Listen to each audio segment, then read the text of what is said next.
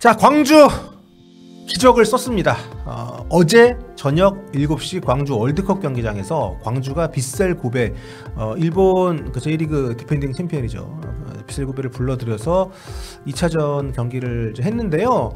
사실 1차전 원정에서 0대2로 졌기 때문에 좀 쉽지 않을 거라고 다들 예상을 했습니다. 또 고베가 워낙 경기력이 좋기도 한 팀이라서.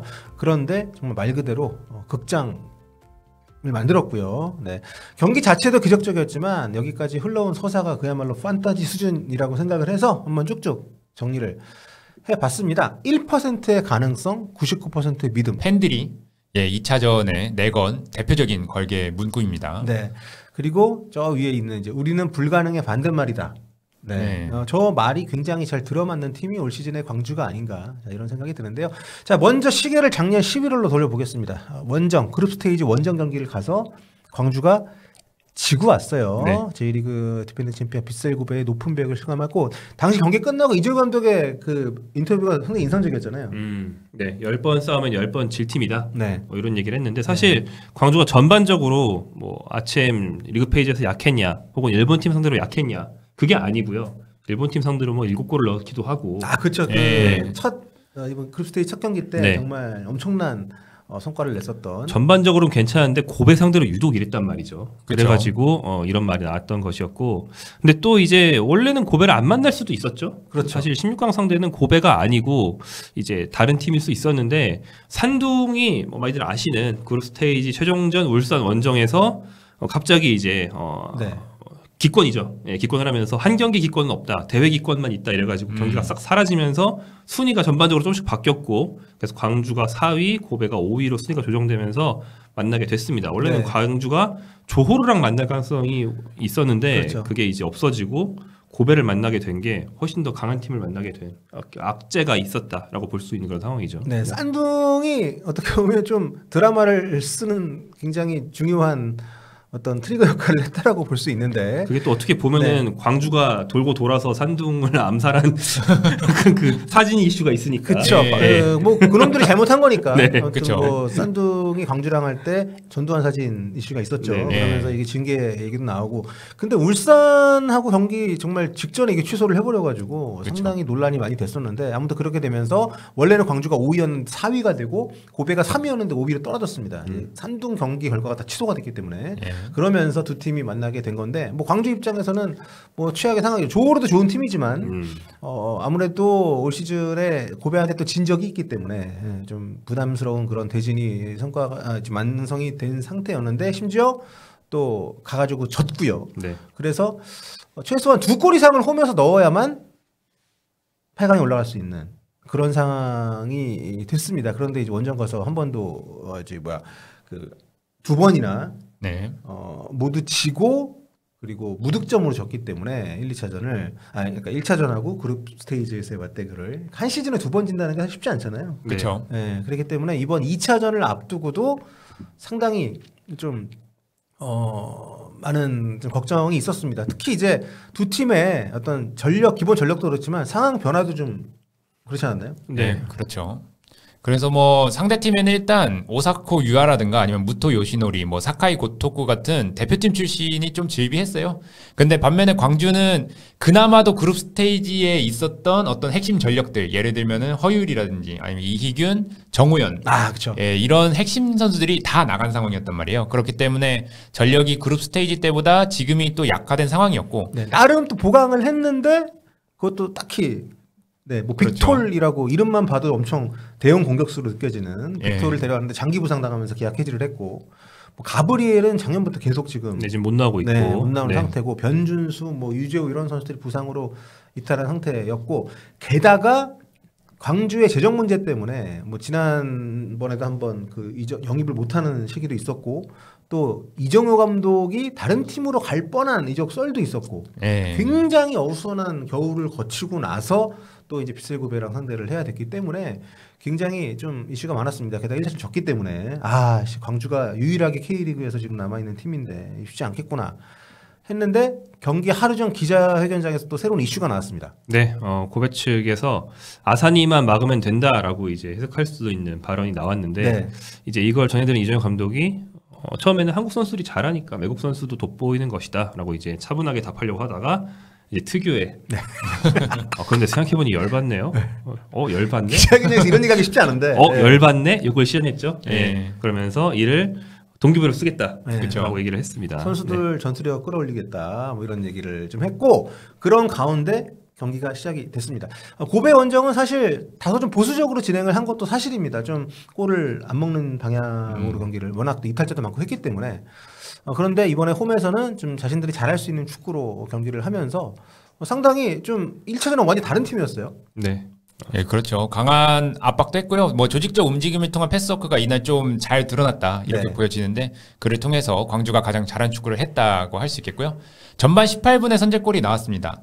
박태준이 문전으로 올린 박태준 이날 잘하더라고요. 네, 박태준이 문전으로 올린 프리킥을 박정인이 백헤더로 연결했는데 이게 절묘한 궤적을 그리면서 선제골이 들어갔습니다. 이것도 이 자체도 서사가 좀 있는 게 박정인 선수가 어쨌든 울산에서 어릴 때부터 키우던 선수인데 뭐 부산 갔다가 서울 이런 데 갔다가 결국 광주까지 와서 또 골을 못 넣고 있었잖아요. 네. 그런데 이 정말 중요한 경기에서 아주 광주 귀한 데뷔골이죠. 골, 네, 네. 광주 데뷔골 넣었어요. 네. 그리고 사실 뭐 그 뒤로는 고베의 저항도 꽤 거셌고 이거 혹시 골이 안 들어가는데 동점골 먹는 거 아니야? 네. 뭐 이런 좀 불안한 국면들도 있었는데 박정인 대신에 들어온 박인혁이 네. 후반전 22분에 투입된 시점부터 연장전 끝날 때까지 굉장히 맹활약을 해줬고요. 네. 결국에는 그리고 이제 주세종이 들어오기도 했고요. 그렇죠. 주세종 선수 영입이 어떻게 보면 굉장히 또 중요한 또 그런 요소가 됐고요. 네. 그래서 이런 교체를 통해서 막판까지 계속 푸시할 수 있는 그런 전력을 이제 유지를 했고 그러면서 박인혁이 효과를 얻어냅니다. 했습니다. 네. 공중볼 경합 중에 상대 수비수 이완함이 다쿠야 선수가 공이 이렇게 팔을 타고 흘러나가는 네. 네, 이렇게 그런 그 쪼쪼 하면서 이제 공이 팔을 타고 흘러나가는 그런 상황으로 페널티킥을 얻어냈고 아사니가 깔끔하게 마무리하면서 이제 승부를 연장으로 끌고 갈 수 있었습니다. 그렇습니다. 사실 이때 이것까지만 해도 진짜 완전 드라마였고요. 그래서 이제 여기까지 오면 또 욕심이 나지 않습니까? 네, 연장에 돌입을 했고 연장전은 골이 없이 승부차기로 가는 그런 이제 분위기였는데 아무튼 연장에도 이정현 감독이 또 교체를 상당히 또 잘했죠. 네. 좀 노장 선수인 민상기를 이렇게 잘 써먹을 거라 생각 못했습니다. 솔직히 민상기가 노장 선수이기도 하고 너무 잘해요. 네. 네. 민상기 대신에 브루노 또 오우성 대신에 최경록으로 변화를 주면서 연장전을 좀 버텼고 그다음에 연장 후반 13분이었나요? 네, 네, 경기 그렇습니다. 끝나기 2분 전. 이 장면을 아마 118분. 보신 분들 이거는 진짜 그 시간대에 말도 안 되는 골이었어요, 진짜. 네. 그렇죠. 헤이스가 이렇게 공을 몰고 왔는데 그 뒤로 이 패스워크가 정말 예술이었고요. 마지막에 최경록이 원터치로 뒤로 내줬기 때문에 아사니가 충분히 슈팅할 수 있는 공간이 발생을 했고 그래서 아사니가 마음먹고 때린 왼발 가마차기 슈팅이 이게 크로스바를 또 맞고 들어가는 그러면서 극적인 이제 서사가 완성이 됐습니다. 네. 참 그러니까 결국에는 아사니도 못 막은 거예요. 고베가. 네, 그렇죠. 아사니만 막으면 된다는 투로 얘기를 했지만 아사니가 이제 PK도 넣고 이것까지 넣으면서 이제 ACL 엘리트리그 득점 선두로 올라가기도 했고 근데 이 골은 진짜 이 친구 계약 올해까지인가요? 원래는 작년 여름 팔려고 그랬는데 네. 팔았으면 어쩔 뻔했어요. 작년에 한동안 그 유로 나가기 전까지도 감독이 안 썼잖아요. 네네. 나는 이 아사니하고 이종현 감독의 관계도 굉장히 신기합니다.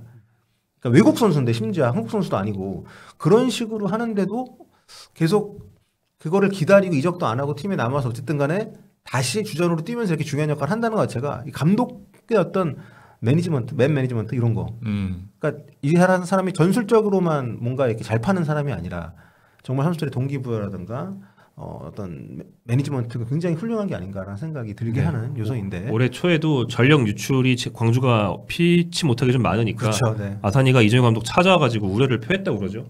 예. 나 잘하고 싶은데 이거 다 팔려나갔으면 어쩌라는 거냐 뭐 이러면서. 그렇죠. 아무튼 그런 시기를 거쳐서 정말 아사니가 근데 이 시간대에 저런 초인적인 힘으로 골을 넣었다는 것도 정말 엄청난 드라마고요. 아무튼 1차전하고 완전히 달라진 축구를 통해서 또 적절한 선수 교체까지 가미가 되면서 이제 8강 진출을 확정을 지었고요.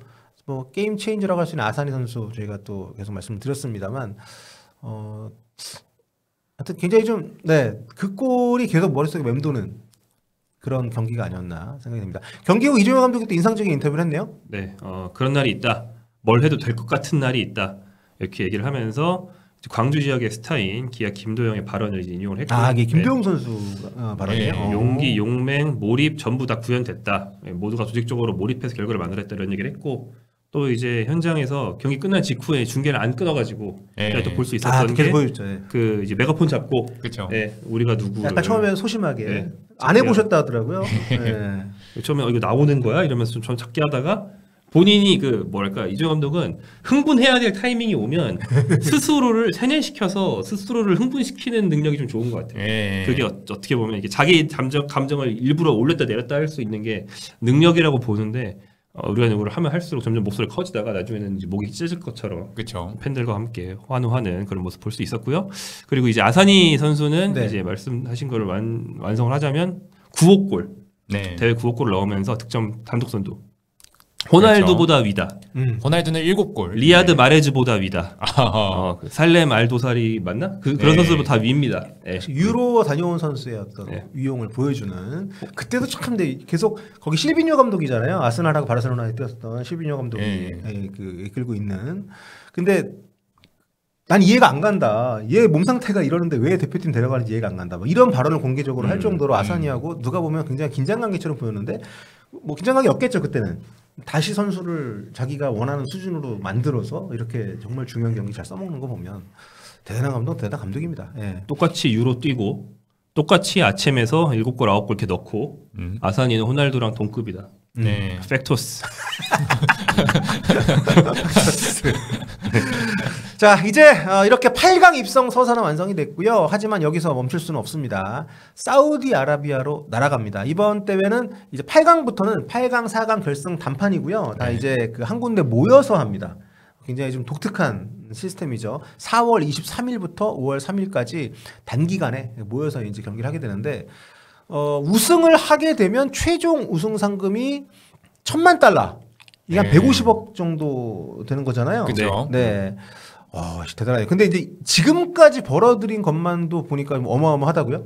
예, 그렇습니다. 총 $2,000,000, 그러니까 우리나라 돈으로 29억 원 벌어들였는데요. 네. 대회 참가 수당 $800,000를 시작으로 해서요. 리그 페이지 4승 걷어서 승리 수당 $400,000. 그다음에 원정 지원금 $200,000. 그다음에 16강에 진출했기 때문에 $200,000를 이미 받았고요. 이번에 8강 진출하면서 $400,000까지 또 받았습니다. 네.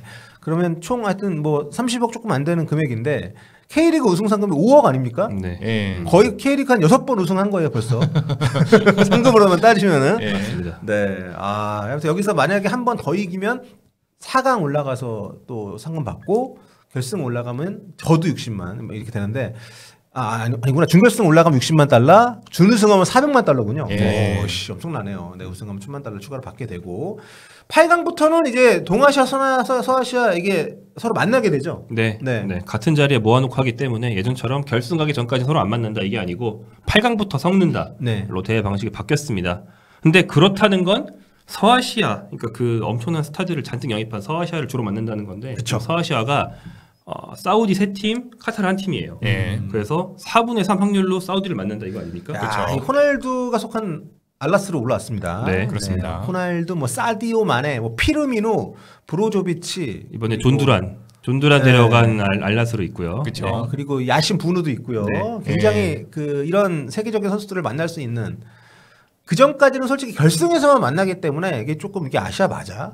약간 좀 워낙에 거리도 멀고 문화도 다르지만 축구적으로도 같은 아시아긴 한데 좀 그런 느낌이 있었는데 8강부터 이렇게 섞어놓은 건 좀 굉장히 재미있는 요소가 된 것 같고 또 어쨌든 이런 정말 세계적인 선수들하고 맞붙는 이정효의 모습도 기대가 되지 않습니까? 그렇죠. 네, 그래서 굉장히 좀 광주 선수단도 동기부여가 많이 될 것 같고.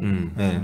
아무튼 이 경기를 위해서 광주가 그 포항전을 3월 22일로 연기를 시켰었잖아요. 예. 이제 사우디 가게 됐으니까 저 4월 23일부터 있는 일정도 아마 조정이 될 텐데. 그렇죠. 많이 네. 조정해야겠죠. 네. 이건 K리그에서 밀어줘야죠. 지금 유일하게 남아서 올라갔는데. 네, 그렇습니다.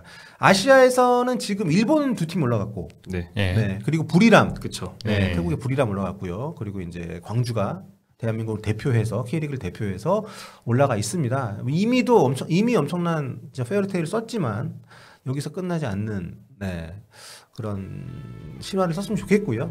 정말 기대가 많이 됩니다. 뭐 그 사이에 뭐 선수가 새롭게 또 바뀌거나 할 수는 없고 부상자가 돌아오는 정도를 기대할 수밖에 없는 상황이긴 하지만 좀 전력이 차이가 많이 나긴 하겠네요. 그쪽은 외국 선수 뭐 드글드글하고 그쵸. 제한도 없잖아요. 예. 네, 그런 상황이니까 아무튼 좀 이정현 감독이 지금까지도 우리에게 좋은 선물을 줬지만 앞으로도 또 좋은 모습들 기대를 하면서 응원을 하도록 하겠습니다.